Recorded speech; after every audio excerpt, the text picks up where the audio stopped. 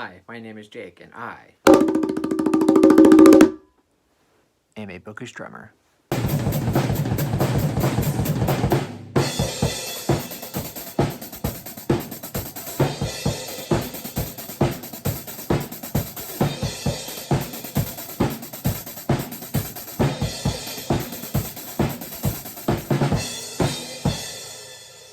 So for this video, I'm very excited because I'm bringing you guys an original tag video. That's right, and if you've seen the title, you know what it is already. It is the Led Zeppelin book tag. Yeah. And if you guys didn't know already, Led Zeppelin is my all-time favorite band, so I figured why not go ahead and make a tag video dedicated to all of their albums. And yes, Led Zeppelin, definitely my favorite band. John Bonham, my all-time favorite drummer.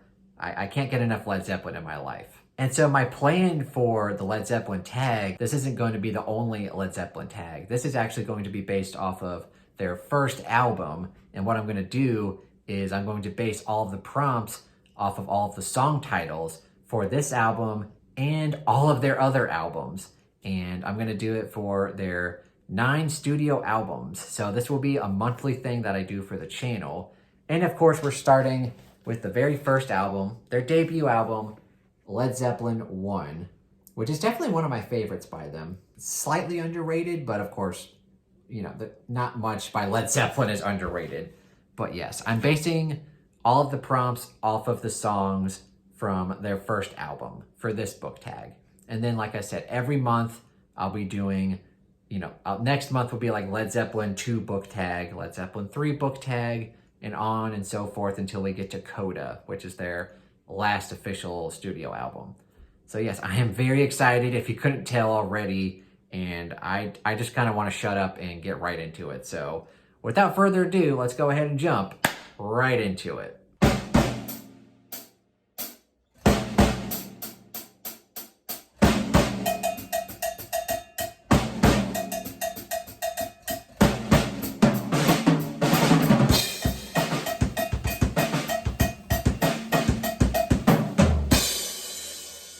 So the first song off of this terrific album is one of my all-time favorite Zeppelin songs. It's called Good Times, Bad Times.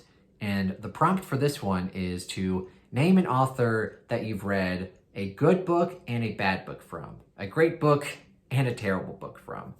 So yes, my answer is pretty on par, pretty on brand with my channel.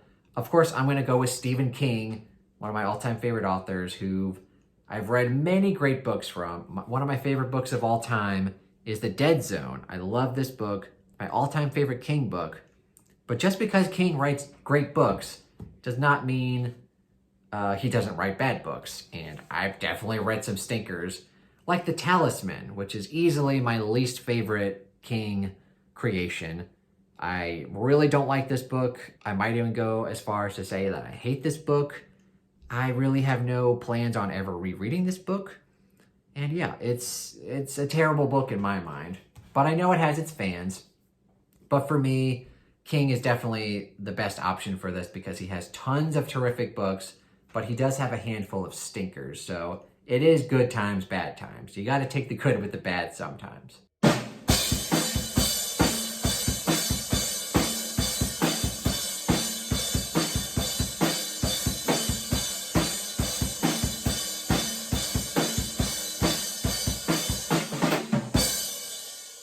All right, and song number 2 is Babe, I'm Gonna Leave You. And the prompt for this one is an author that you've outgrown, that you're tired of, or that you just don't want to pick up ever again.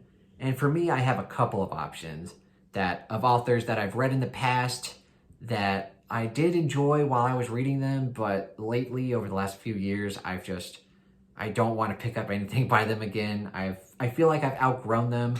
One of them would be Dean Koontz. I read a ton of Dean Koontz in college, and he was really fun to read, but lately, over the past few years, I've tried to get back into him, and every time I try to read his books, I don't understand what I saw in them when I was younger, because, I've read like 30 of his books, right? And at the time, they were really fun and really engaging and really entertaining, but now I've just tried to read them, and I don't know, I just feel like I've outgrown his writing style. I don't like his writing. It's kind of very formulaic. I just don't really like his style anymore. Same thing with Ruth Ware. And, you know, the first Ruth Ware I read, it was really good. And then the couple after that were pretty good. But after a while, you just realize that she's basically telling the same story over and over again, using the same character over and over again. And I've just grown tired of her writing, and I'm not going to read any more Ruth Ware. So yes, I am definitely going to leave them, and yeah, I'm happy to do so.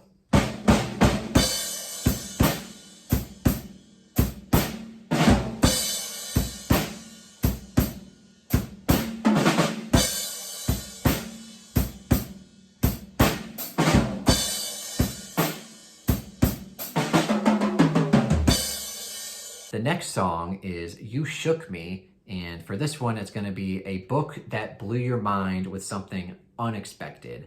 Now, I've read tons of books that have blown my mind for many different reasons, but a recent read would have to go with Confessions by Cait Minato, if I'm saying that right, hopefully. But yes, this book, especially after the ending of chapter 1, not even like the ending of the book, just the end of chapter 1, was something just completely out of left field, something that I did not expect. And I read that and I was like, what the hell? And it initially just left me baffled, and I'm just like, well, I have to read the rest of this book now. And luckily it's very short, so I'm pretty sure I read this in one sitting. But after that initial shock of chapter 1, I was hooked, and I was completely blown away by the author's decision to do that. And yeah, that really just blew my mind. It definitely left me shook.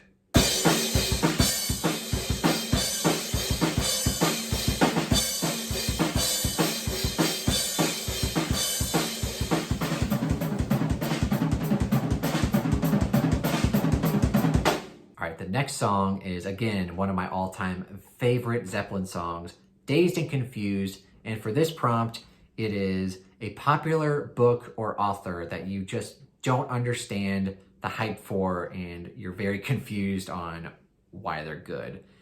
And for me, you know, sometimes if I don't like an author, I can still, you know, appreciate why people would love them. You know, you got authors like Robin Hobb, who I've read good books and bad books from. I completely understand why, you know, they're great. But then there's authors like Joe Abercrombie, which, unpopular opinion, he's the most overrated fantasy author working today. I don't really understand it. I mean, you know, I hear the same things from people all the time, like, oh, he's the master of grimdark and his character work is amazing.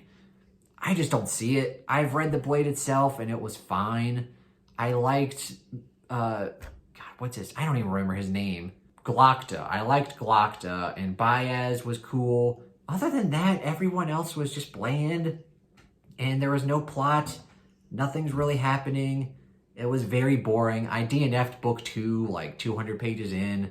I just don't understand what everyone sees in him, and I just think he's very overrated.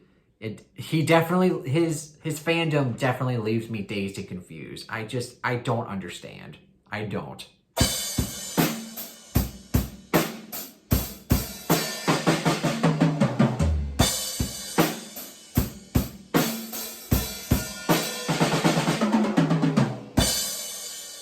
All right, the next prompt, the next song is Your Time Is Gonna Come. And the prompt for that is a book that's been on your TBR for more than a year. And we all do this, right? Like, we buy a book and we're super excited to read it at the time. But then there's other books that you know you have to read, you got to catch up on. And then you kind of put that book to the wayside. And then what do you know? It's been a year or two and you're like, oh yeah, I bought that book and I never read it. And for me, that would be Jade City by Fonda Lee. I bought this book when there was a lot of hype over this book and the series in general, and I just never got to it. And I really need to rectify that. I need to just get to this book as soon as possible, because I know a lot of people really like this book. They really love the direction the series goes in. And yeah, I really just need to read this, because I bought this probably a year or two ago and I've just never gotten around to it. So Yeah, your time is gonna come, Fonda Lee. That's not a threat, by the way. That's just, I'm gonna read your books. All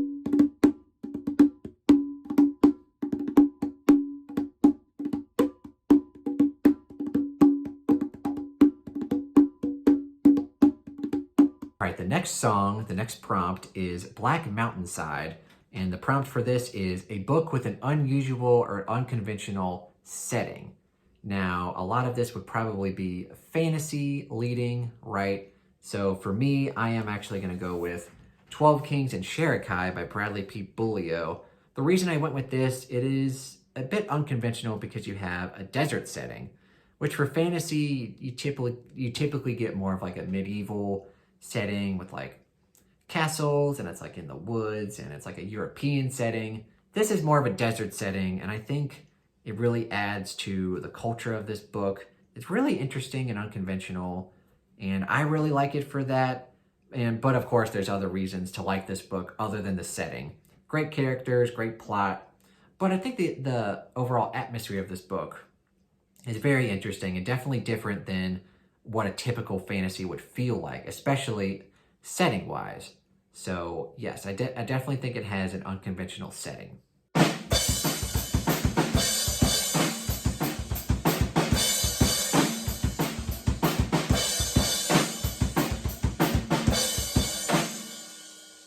All right, the next song is Communication Breakdown.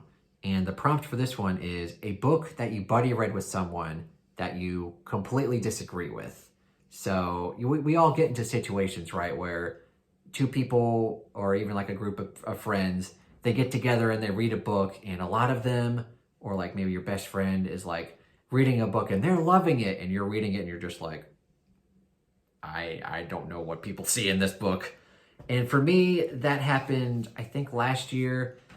I tried to read Traitor's Blade by Sebastian de Castell. It might have been a mood thing, honestly. I don't know. But I got like 3 or 4 chapters in, and I was not vibing with this book at all. I do plan on going back to it at some point, but at this point, I just have a lot of other books that I'm more interested in.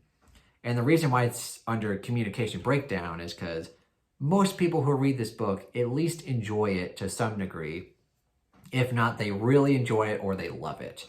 And yeah, a lot of people in that group were loving this book, and I was just like, I'm gonna not read this. So there's definitely a little bit of communication breakdown there.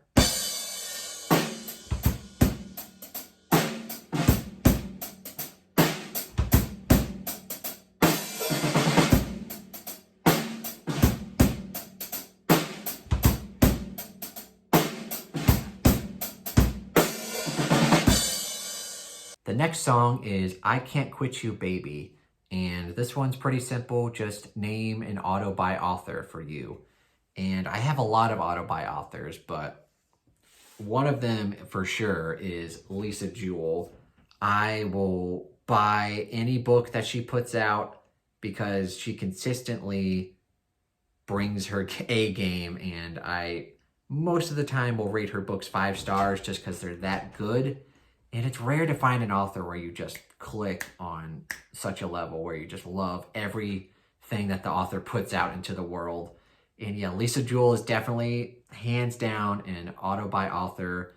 I can't wait. Like every time I get an announcement of like, oh, her book's coming out in September or whenever, I just get super excited. I pre-order it, and yeah, she's definitely an auto-buy author, and I cannot quit her, baby.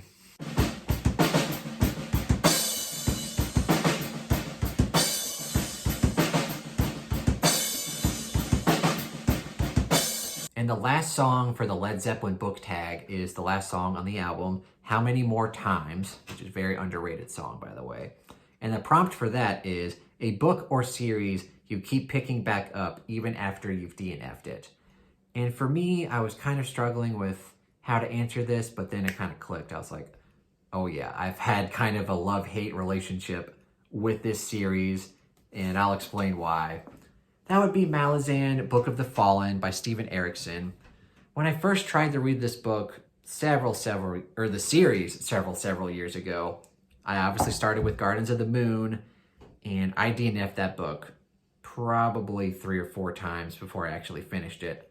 I just could not get into it. I didn't understand the writing style. Felt very confusing, like unnecessarily so. But I eventually finished it, and then I read like book 2. But then I just DNF'd the series because I was like, this is so much work to put into a fantasy series. But now lately I've been trying to get back into it. And definitely this time, understanding more about what the series is about, knowing that it's less character focused and less plot focused and more so centralized around a theme. That got me intrigued, especially from people like Johanna talking about the series. So yeah, that got me intrigued, and I read book 1 and I liked it basically the same as I did the first time.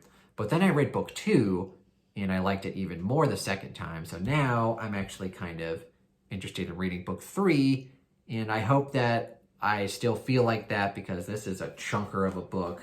And I know from people that say that Steven Erikson likes to babble on and on about philosophy and just a whole bunch of crap. So I hope I like it, and hopefully I don't DNF the series again. And after that, it's just like, how many more times am I going to give Malazan another chance, right? So, yeah.